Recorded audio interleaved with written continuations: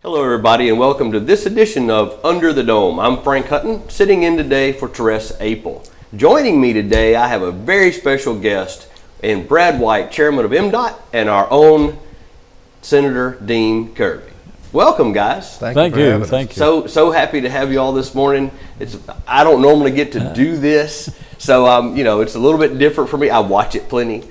But it's a little different for me to do it here, but I'm glad to be a part and be able to talk to you fine guys, and welcome to the show. Thank you. Glad to be with y'all. You like you had something you wanted to say? Well, I was just thinking how rested I am today compared to the last few months of coming in here.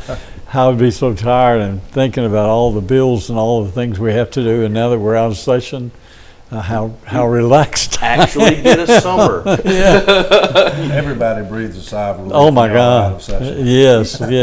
You get a few minutes to enjoy some time, right? Do you do anything? I mean, committee meetings and things over the summer. You do a little bit. I end up going, by being pro tem, I go to the Capitol 2 or 3 days a week. Right. But it's no pressure. It's just business stuff. It's just business stuff. I mean, you've got a few committees, I think, that meet. Yeah, we do have, most of our committees do meet. The major committees do meet at least once or twice during the summer months. Trying to get ready for the next. Well, that's right. We're already requesting bills for next year. Can you believe? Wow. And we're not even halfway. Well, I guess we are technically now halfway through 2024. Yeah. Wow. All right. So, Brad, welcome to the show.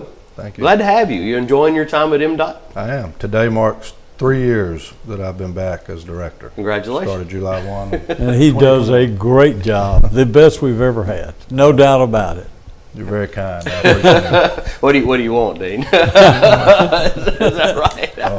We rely on this man a lot. He helps carry a lot of water. Right. Not just for his district, but for the state.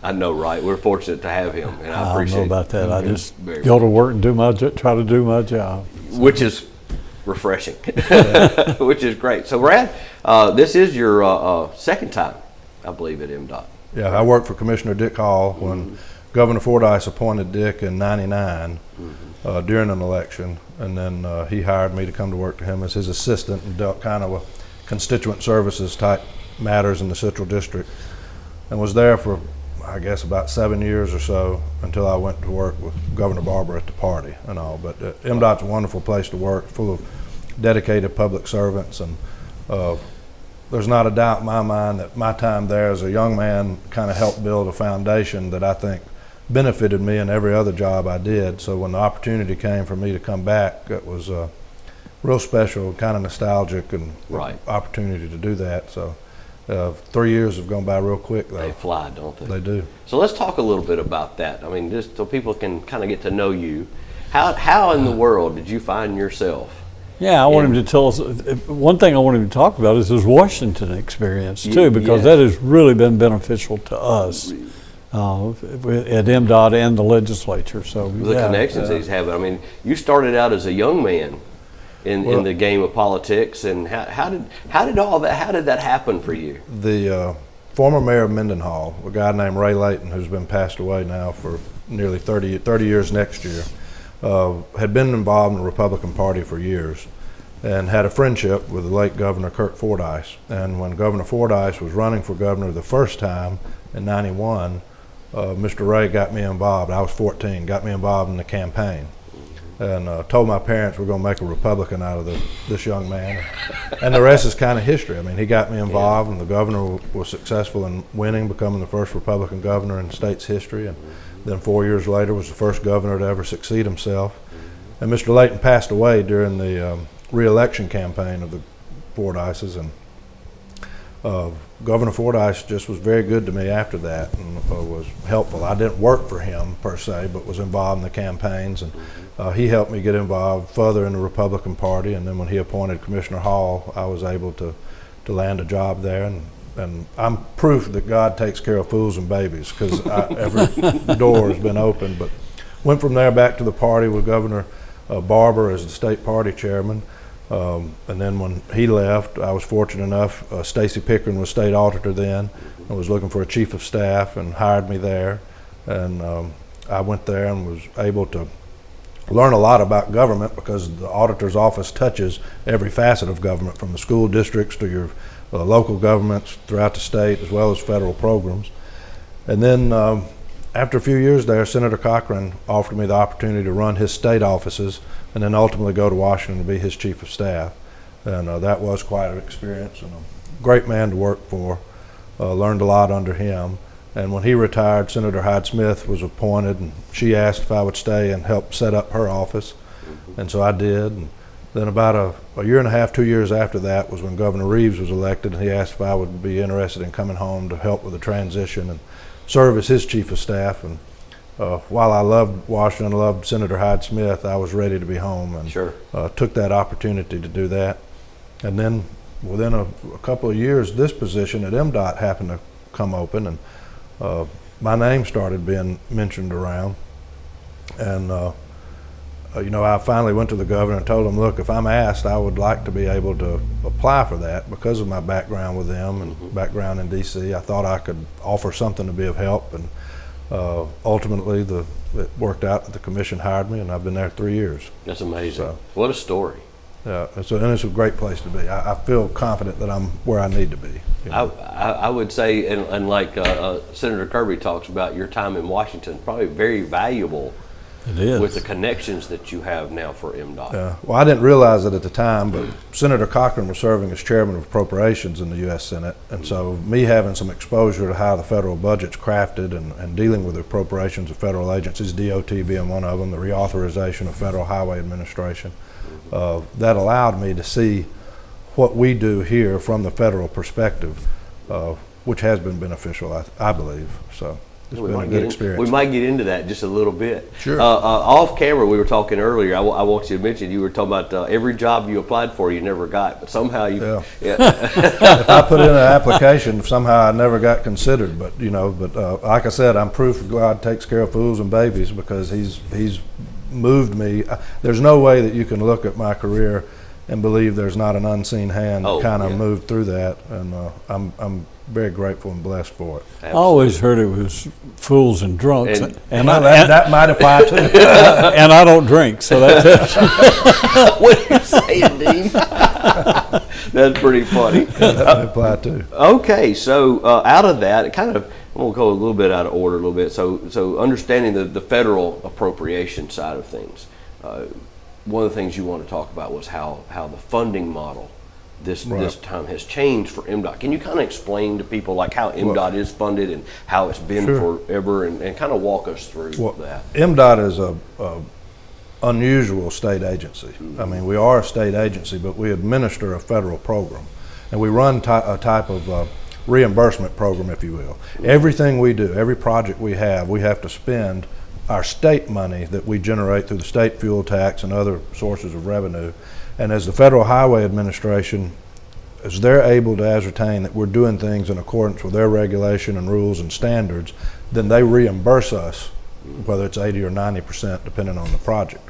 So we have an account that we keep about $150 million in, and it's kind of like the water in a river. It's never the same money one day after another, because the money's constantly going out, constantly coming in.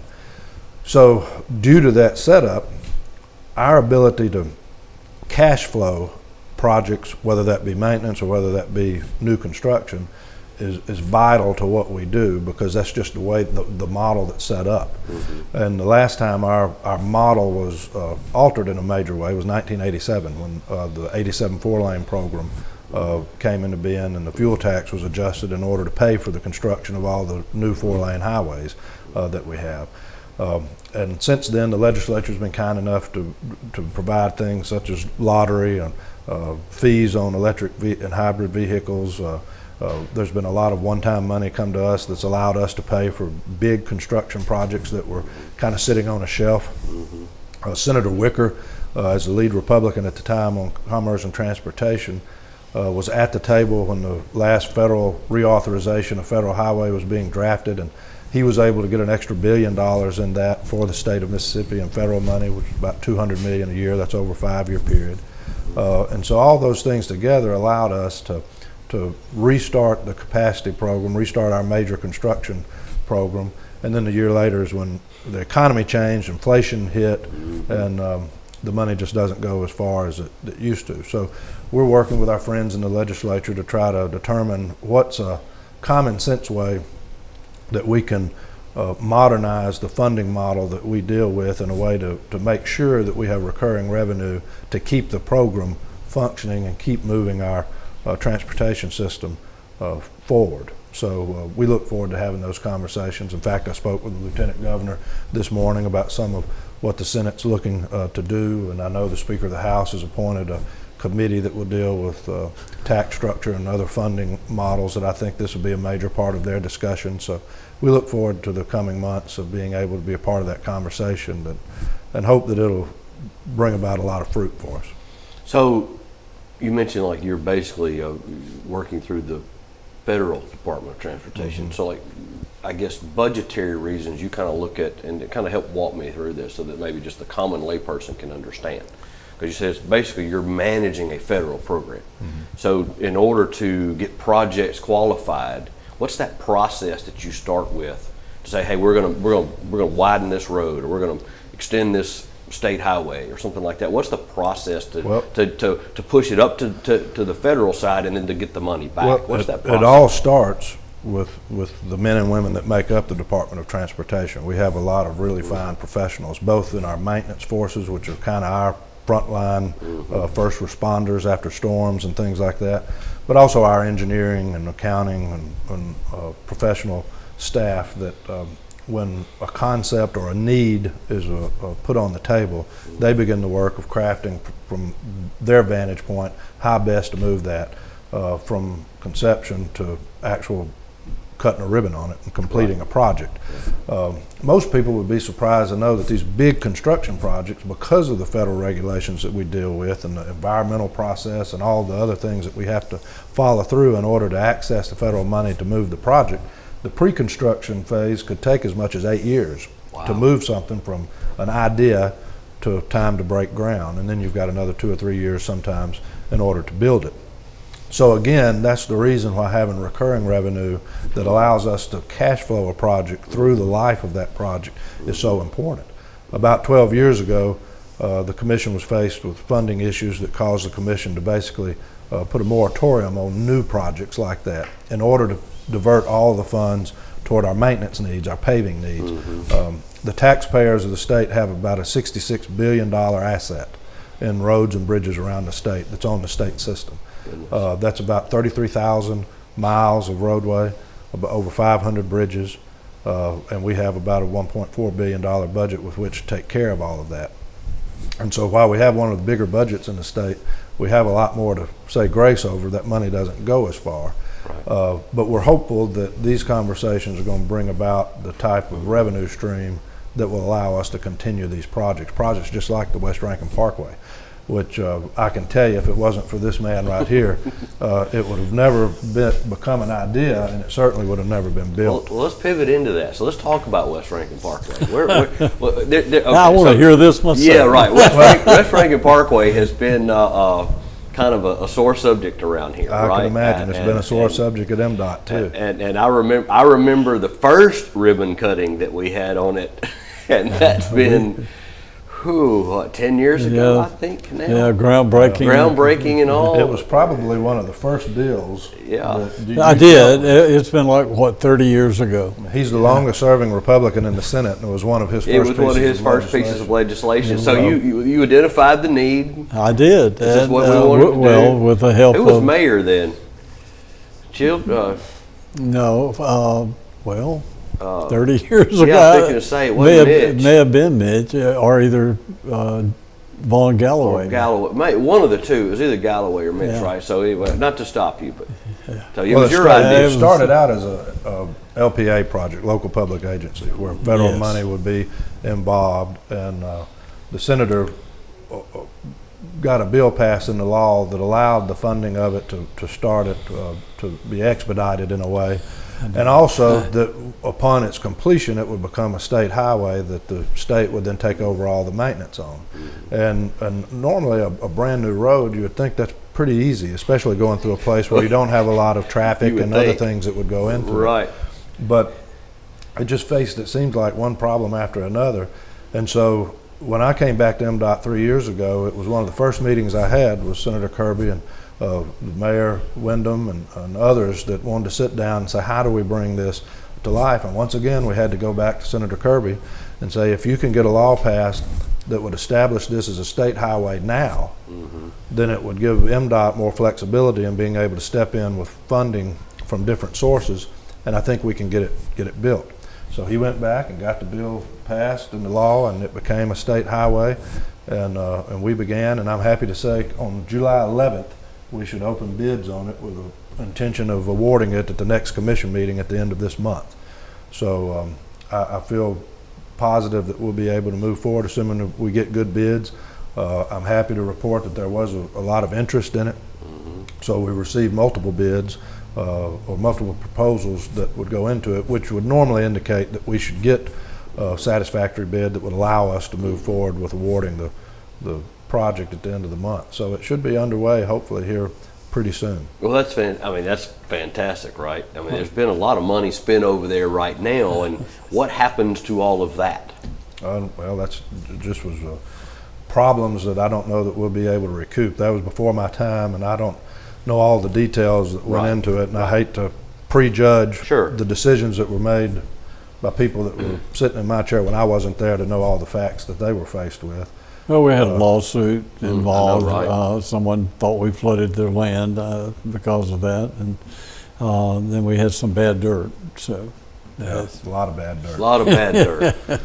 But we feel going to fix like all of that. We feel like that we've got a plan now that would allow us to move forward. We've got some good contractors that are interested in it, and hopefully on the 11th we'll be able to let the contract, and then on the end of the month, I think it's the 23rd maybe, when the commission convenes at the end of the month, they'll award it, and we'll move forward. Which is great. And there's been some stuff done, clearly, you know, on that road that you can continue to use. I mean, obviously, right. You know, it wasn't ideal over 30 years that you've worked on this project, but I know that they put in some coming from, especially from the Flowwood end of it. Right. At Treetop, there's been a lot more that's actually been done that way that people may not realize, that they just don't see.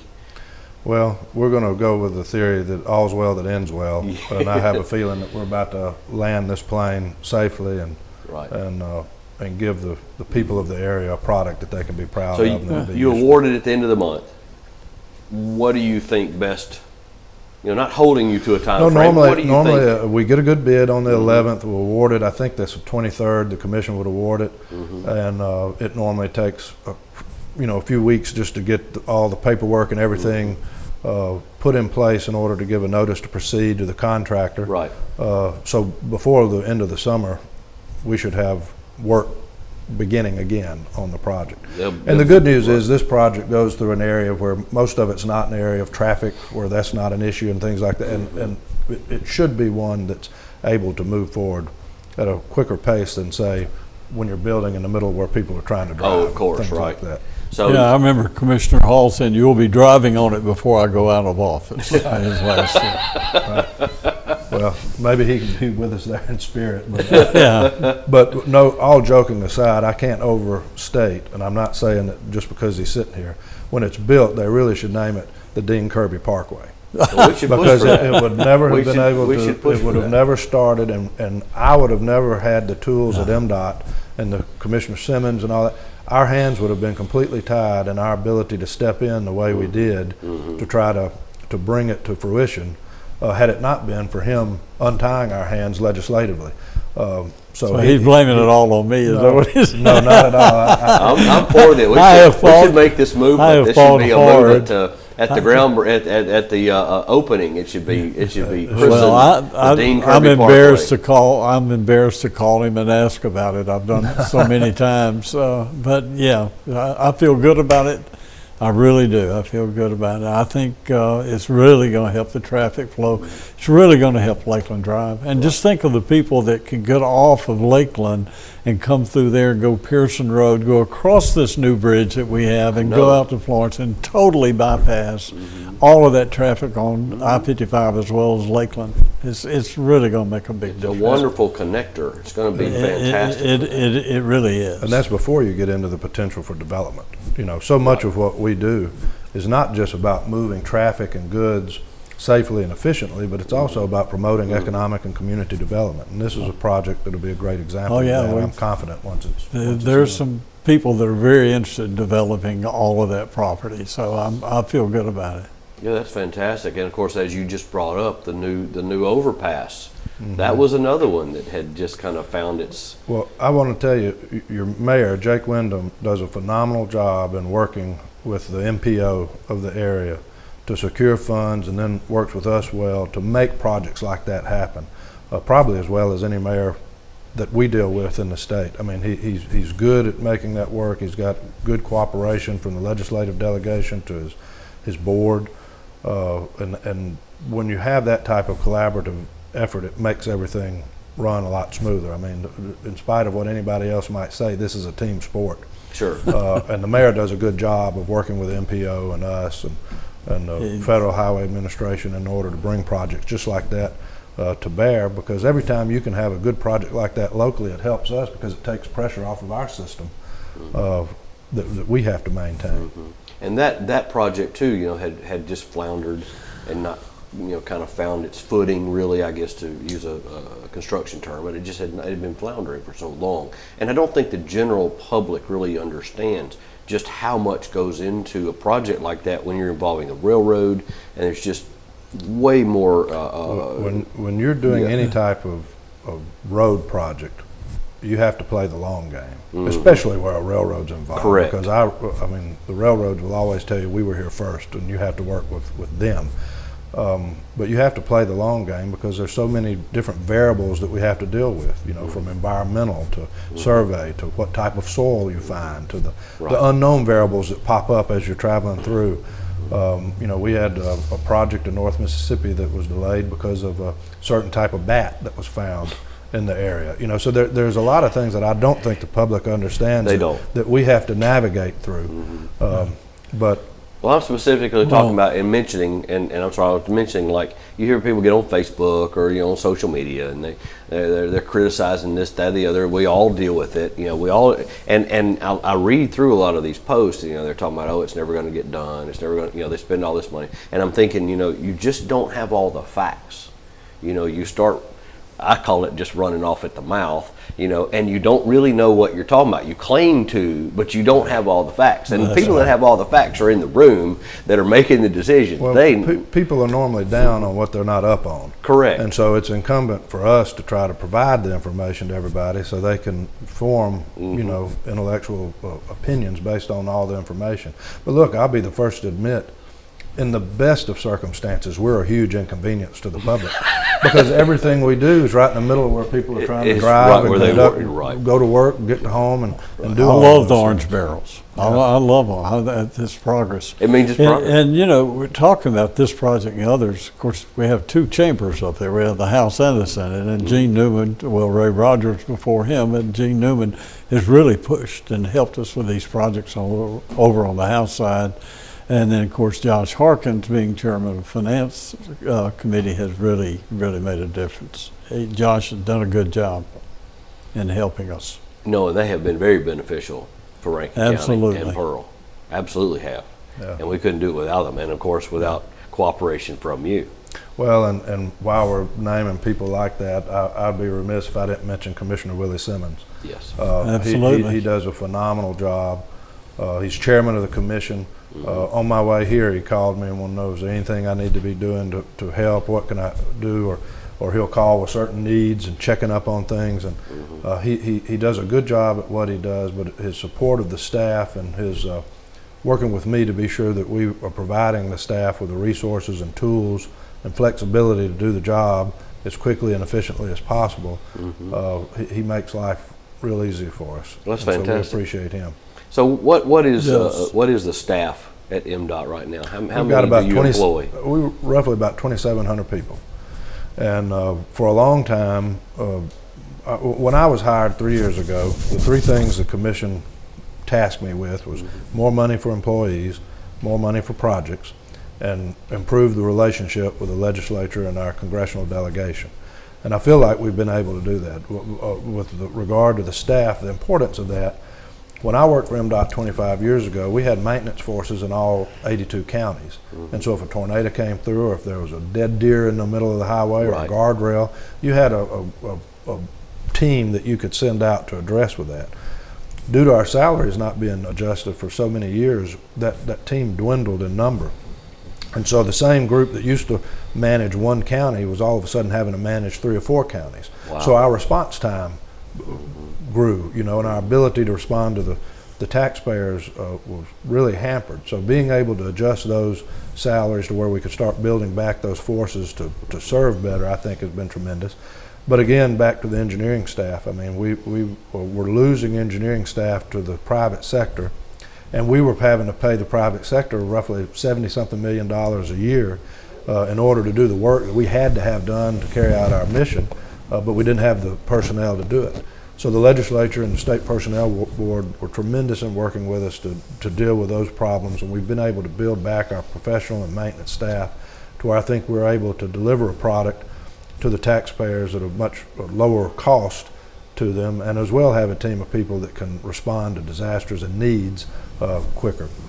As far as money for projects, I mean, the legislature quit earmarking our federal program, which gives me the flexibility of moving the state money around to maximize the federal dollars that we get. The 3 sessions that they've done that for us, all 3 of those years, we've been able to, at the end of the federal fiscal year, go back to the federal government and say, hey, we can use more federal money. If other states didn't use all of theirs, can we go after additional obligation authority? This past year, we were able to get an extra $100 million in federal obligation authority due to them giving us that flexibility.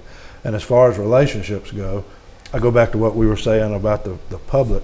People are down on what they're not up on. Sure. And so really, nothing's changed as far as the quality of work MDOT does, as much as I think we've just tried to pull the curtain back and allow the legislative leadership to see what's going on inside and to ask questions and to be armed with information to where they can have confidence in what we're doing with the money that they give us. So it's a more working together instead of Yeah, instead of and if I do something that he doesn't like, he lets me know, and I let him know. But that's refreshing, is it not? Oh, it is. It's good to have friends in high places. No, I agree with that. But it sounds like you've accomplished that third goal, which would be to have a better working relationship with the we've legislature. accomplished it, certainly. Yeah, Right. like I said, it's been a team sport, and we've got good people and leadership. There's no one under the Capitol Dome that's anti-transportation. Sure. It's just a matter of we've got a lot of competing interest for the limited resources that they have to appropriate out. But it's like I was telling somebody the other day, I said, it doesn't matter how good your health insurance is if the ambulance gets stuck in traffic on the way to the hospital. Exactly. And it doesn't matter how much money we put in public education if the buses cease to be able to cross the bridges in the state. So we are a core function of government, and I'm excited about the level of interest the legislative leadership is giving to hopefully the coming year addressing our funding model so that we can have a more diversified, reliable, recurring, dedicated stream of revenue that would allow us to move this program forward in a way that I think the taxpayers expect us to. Yeah, and I think our cities and counties have become more educated on shovel-ready projects I agree. Yeah. than they used to. We want money, we want to do this. Now they come to you with all the plans, exactly how much it's going to cost, and saying this is what we've done to get to this point. Instead of bringing you an idea, that's right. They bring you an actual project that's put a together. Project that's well planned. Right. And I guess would you attribute that maybe just a change in leadership all around the state? I think so. Like you mentioned Mayor Windham, he comes in here and he just starts changing things up. But I mean, would you and say I it's think, because of I contribute a lot of that to our lieutenant governor. To be honest with you, lieutenant governor, if you come in with a project and say you need $10 million, he wants to know where it's going and how you came up with that number. He wants to see a written plan and where did you get those numbers right. As I tell our mayors, if you want to talk to the lieutenant governor about a project, you better have it broken down as to the actual expense. And if you come in and ask for $10 million, he thinks you don't know what you're talking about. If you come in with $10,517.37, then he thinks you know what you're doing. Well, it's like this morning when I had a conversation with the lieutenant governor. He was saying, I'd like something that shows the the funding needs you have, but also I'd like for y'all to give us ideas of where can we get the funding, you know, and try to put a plan together that's something That's right. that's more than just a concept. Because Mayor Wyndham's going to come to you with a plan and a dollar amount. That's And right. it's going to be, but then on your side, you're thinking, okay, great, love your idea, and then you're all something. Now, how am I going to fund it? Right. So you're having it, and then of course, our senator over here I try to help. tries to help with the funding. So you're changing the model, the funding model. Is that you finding that difficult to do in the Senate? Not really. Not really. It's kind of refreshing, if you want to know the truth. It's always been difficult, and it continues to be difficult. But Right. working with Brad and Willie Simmons, it makes it a little easier for us. I don't mind telling you than what we used to do. Right. I mean, he has a very powerful position. I'm going to tell you, he's a major influence on the commissioners. And he'll deny all that and say, I work for, you know, being humble. But Sure. I'm telling you, he is the man that helps us put things together that make it happen. Well, I think it's great that, you know, the general public just gets to meet you a little bit and kind of find out how you do things. But I do, before we get out here, I do want to talk about some other there's other things that MDOT's working on, just not right here. What are some of the other larger projects that you're actually funding throughout the state? Well, the legislature gave us one-time money that was able to get major projects that we had ready for construction off the shelf. So it was like Highway 49 in Harrison County in Gulfport, adding lanes it. Highway 19 over in Neshoba County, we'll finish 4-laning it. There's a new interchange over in Flowers on I-20 that will help with that area. DeSoto County. I-55 in DeSoto County, which is a huge need That's there. right. And this would be just one, I mean, you're talking about $1 billion project in its totality. Wow. But we do think we've received enough money to begin that first phase of it. We'll break ground next month on a Highway 15 widening in Tippah County, which was about $130 million Goodness. project. And I feel like I'm leaving Highway 90 in Jackson County. So there were huge $100+ million projects from the Gulf Coast all the way up to the Tennessee line that we had ready, but no funding mechanism with which to go on and build them. So when the legislature found themselves with one-time money, the decision was made, which I think was a smart one, that let's not put one-time money on reoccurring expenses like pre-construction. Let's go on and build the ones that are ready and get them out of the way so that what we're cash flowing can hopefully bring more projects to fruition. And I think that that's worked. Now in the long term, when you're talking about contractors needing to staff up and buy equipment and do all the things necessary to build these jobs, they're going to have to see that funding is not just one time, it's something that they can count on year after year before they go take out a several $1 million loan on a crane or something like that that they've got to pay off. So, I mean, we've come a long, long way from where we were 3 years ago, but we've still got a long way to go, I think, before we've got something that's in place that will allow everything to function the way it's supposed to. And keep the projects moving, because ultimately, the 84 project that they did for 4-laning in Mississippi was wonderful. It was one of the best things that ever happened in this state as far as safety and transportation. The only thing they didn't do is allow for maintenance. And so we've tried, especially the last few years, we've tried to create recurring revenue for them for maintenance. Sure. So they won't have to use all this other money for new projects on maintenance. And I think it's working out. This past session, the legislature gave us $50 million of the ARPA money, and then also put a provision in that any of the ARPA money the state had that wasn't obligated by, I think, October 1st would sweep to our maintenance fund, because that money has to be obligated by the end of this calendar year and then spent by the end of the federal fiscal year. So 26. you have to spend it, And our paving Or another program, state will get it. or another state will get it. our paving program just happens to be one of the unique places in state government that you could guarantee, because we have such a backlog, that we could obligate it and then push it out as long as the contractors could handle the amount of work that we're putting to the street. Sure. You know, so the legislature's been very good to us, but I'm very happy with where we are, and I'm excited about looking at some fundamental changes that can be done that will be felt long after Long after we're you're gone. right, which is we always talk about we want to leave it better than we found it. Right. Obviously, we want to make sure that, because I say the same thing here at the City of Pearl. Our goal is always to leave it better than we found it. So Right. if the next guy coming in doesn't have the struggles we have, they can move on because they'll have their own struggles. They Right. certainly don't need to keep dealing with the ones in the past. Right. And it sounds like what you're describing. Right. We've got a unique situation that for once with the department, everybody's pulling the wagon in the same direction. We have a lieutenant governor, a speaker, legislative leadership, a congressional delegation, all that's interested in transportation and helping us. We have a commissioners that I don't remember in the last 6 months that this commission's been in place, I don't remember a vote that wasn't unanimous.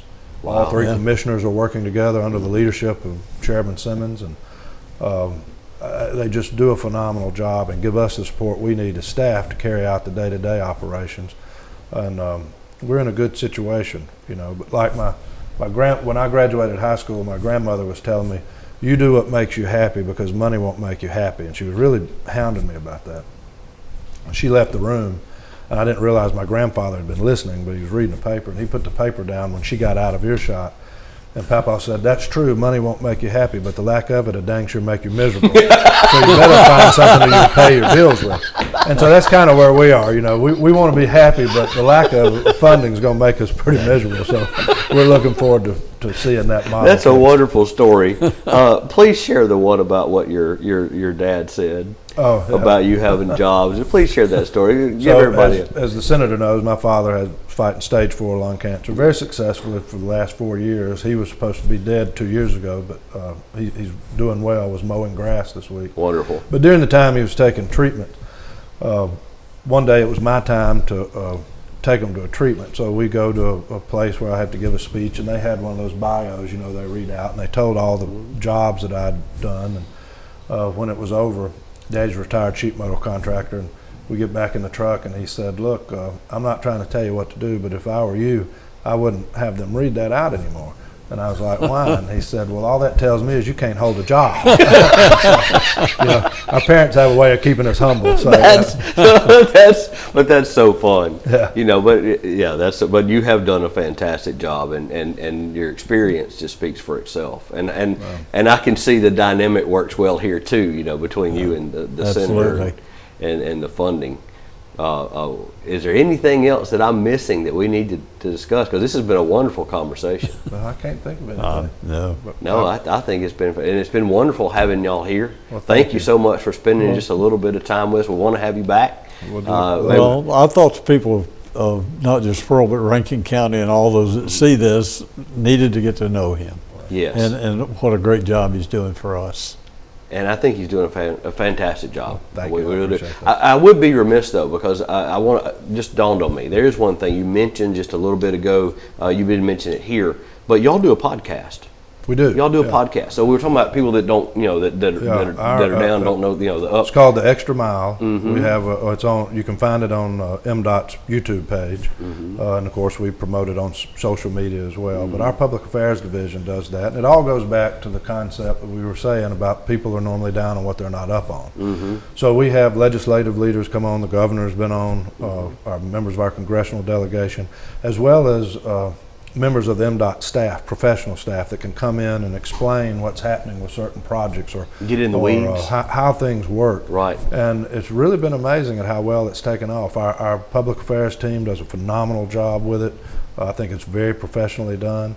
And I think it conveys information that can be useful to the public, but also useful in helping us maintain good relationships around by virtue of just making sure we're being transparent and Right. putting all the information on the table for people to see. And They also have an app that you can get on for traffic control. If you want to tell them about that. The that's- MDOT traffic app, gomdot.com. That you can access that and look at all over the state. It's got access to the cameras that we have all over the state where you can see what's happening on the roadway. It carries all the media alerts that would tell you if there's a accident somewhere or if there's construction going on somewhere that would slow you down. So it's a great app to get, but it's just the MDOT traffic app that they can find pretty easy. Download it free and utilize it. I would encourage everybody to use So it. I've used it a lot. So if a citizen does not know what's going on in the state on transportation, it's not your fault. Because you're putting out the information. We're It's doing whether- our best. But like the other day, I went to the coast for the Municipal League Conference. Yes. And the first thing I did was go to the app to see what was happening on 49 all the way from Jackson to the coast to see if there was any places I needed to I know avoid. we've laughed about 49 as long as I can remember. You know that 49's under perpetual construction. It just never stops. And you've got a project on 49 right now. Yeah, we're resurfacing from Jerry's Fish House down to the Simpson County line, which Right. that was a stretch that was in bad need of rehabilitation. But from Jerry's Fish House north to the Stack, you know, that was a major project, adding lanes and stuff. We've heard a lot of positive comments Oh my gosh. from it after it's been completed. You know, I used to commute from Simpson County to Jackson, and when you got to Florence, about It stopped. Jerry's Fish House, that's where it would come to a stop. And that project's done wonders to move traffic. It was amazing what just one lane would do. Now, unfortunately, every time we add lanes like that, I mean, that's kind of like solving being fat by letting your belt out of loop. I mean, Sure. you're going to grow to it. Sure. And so, again, not to keep beating a dead horse, but that's why we've got to make sure that we have a funding model that would allow us to stay ahead. We need to be where we can, you know, not react to what's happening with our traffic, but to try to be proactive in our Right. approach to it. Right. And Yeah. Instead of building something that is obsolete once you get finished, Right. be proactive to where you grow into what you build. Right. Right. And which we've is- done that on 49 and Lakeland Drive. Yes. That's right. Which both of those look We've fantastic. still got more to do on Lakeland too, as well as 49. And then all those projects you're doing across the state, we kind of failed to mention this, but the economic development, that's going to drive a huge, I guess, an impact there for the state, you know, just on revenue, tax revenue. Right. Yeah. Because that opens up the ability for more businesses, and I'm sure, right, some of those projects that you Oh, mentioned that are absolutely. going around the state probably do have an economic piece to it somewhere. Like, is there one that comes to mind? Well, I mean, every prospect that the Mississippi Development Authority has announced, you know, there was some conversation that had to be had with us about the improvements that needed to be made to the transportation system in that area in order for them to be able to get their goods in and out efficiently. When you look at when Toyota came, I mean, we built a whole new interstate and a system Yeah. up there for them. So as Right. Senator Trent Lott used to say, if they can't get here, they're not coming. And so it's a core function of government that's very basic to, That's to very everything basic, that we right? do. you know. Sure, I mean, Common that's sense. you know. common sense stuff, right? I mean, it's common sense. And I realize we're on Pearl TV, but we got a major problem in Brandon right now in downtown traffic. No, we love Butch. Yeah, He's a good mayor. Hey, you're right. And but yeah, hopefully we're going to do a bypass around that. So Oh, are you talking about doing a bypass kind of around that, from 18 coming around. coming around? And we have one project you mentioned, Flowwood, continuing the widening of Lakeland out to That's correct. towards There's- the northwest Rankin. well, we got and all like that area. what 6 schools out there. And, I know, right? And All the way to it's- Pisgah. And traffic pretty much stops people trying to turn into the schools and all. That's So a major priority of Mayor Rhodes. It And, is. And as you know, he's very tenacious, and so He is. we have that on the list, and we're doing all the pre-construction Sure, phase for sure. it. But again, that's one of those that once we get it to construction, we're going to have a way to pay for it. But there's a lot of needs around the state, but particularly here in the metro area. Well, we do love our sister cities. I mean, well, yeah, and a lot yeah. of people work in those systems. Right, and they're all from Pearl. They just moved. well, with they us. really are. I have found that out. They're all Or from- either Simpson or, right. Simpson County. They We have a probably lot grew of up people right, in Simpson right, County. Right. They all probably grew up right here and moved because yeah, I get it. My totally off topic and not to say about it, but I can relate. My aunt graduated from Mississippi State, and all of my family went to Mississippi State, and she graduated from State, got her CPA, ended up working for Ole Miss. I went to Ole Miss obviously because I had a family member working there, so it just made it cheaper for me. But the running joke was, that Ole Miss had to hire a state grad because they couldn't do their own books. Yeah. So that was in my family that was the running joke. Do you know, when I worked for Commissioner Hall 25 years ago, the number one question we got from this area was, when are you going to complete the 4-lane of 25 from Jackson to Starkville? And the number one question we would get from the Delta, which he Yes. also represented, was when are you going to get Highway 82 Right. completed, across the state. So Right, right. Transportation touches everything. Everything does. goes to Mississippi State. No, right. That's pretty fun. Well, guys, I have enjoyed it very much. I know Thank the citizens will enjoy hearing about this and so. learning about you, and we wish you continued success Well, thank you. over there. And thank you, Senator, for, Yes, sir. for bringing him in this morning. So, Thank guys, you. it's been a fantastic conversation that we've had today. So please tune in every single week when we bring you new editions of Under the Dome. I want to thank our special guest this morning, Brad White, and I also want to thank Senator Dean Kirby. But until next time, y'all have a great day.